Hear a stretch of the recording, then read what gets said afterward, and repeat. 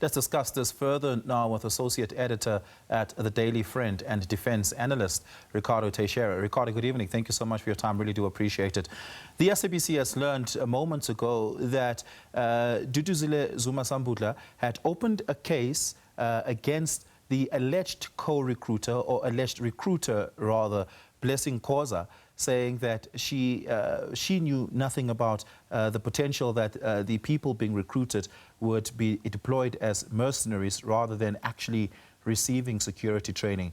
And of course, we then also heard earlier in the week from Duduzile Sambudla Zuma's sister, Nkosazana Zuma Mncube, that, that both of them had been allegedly involved in the recruitment of the 17 people.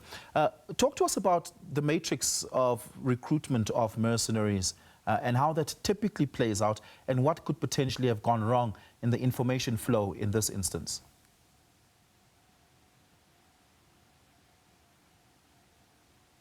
Thank you very much for having me. If I have to be honest, I don't buy Zile's story that she didn't know anything about this. I think she was very much aware of what exactly was going on here. From what I understand, they have contact with operatives in what was formerly known as Wagner in the Russian government, and they seem to have had some sort of arrangement that they were going to send these men over. My bigger question is why MK feels they need security forces. What is their plan for them? I don't believe the story that they were actually being sent for bodyguard training. I think that was a lie from the get-go. We have 14,000 security companies in South Africa with over 620,000 security guards. There's absolutely no reason why someone would have to go to Russia to train as a bodyguard. So then what would have been, what's your understanding or at least assumption of what the information flow could have been between Russia, the MK party, and its associates, Duduzile Zuma-Sambudla, as well as Blessing Khoza? Well, the allegations that have come out thus far was that Duduzile, pressured the gentlemen into signing these contracts and to taking on these roles and told them that they were going to be trained as bodyguards and they would come home, they were going to be paid handsomely. I think from the get-go that they were fully aware that these men were going to be sent to Russia and that they were going to be trained for combat and sent to the front lines. I think they were hoping that they would come back with combat experience and this would somehow assist them with whatever their plan is for the security forces they feel they need. But I do not think that at any point that she believes that they were going to be bodyguards. I think that, if Duduzile Zuma-Sambudla told me it was raining, I would go outside and look for myself. I don't believe the story now. To be honest, I think she's throwing Blessing Khoza under the bus here. Yeah. Let's perhaps talk about this. What are the criminal sanctions associated with being recruited into a mercenary group, particularly to fight in a foreign war? Well, there's the regulations against providing military assistance, the Foreign Military Assistance Act. So you need the NCACC's approval if you're going to go and fight for a foreign military. But there's also allegations that she violated the Human Trafficking Act. But I think there's some crimes here that we haven't defined yet that we're going to need some laws for after this, because it seems that whatever the real plan here was, would those be? The assumption is this has violated multiple. Which transgressions would those be that you think are undefined? There's so many things going wrong here, to be honest with you. Well, if I have to be perfectly honest, we're looking at a situation here where people are being lured into a foreign conflict against their knowledge.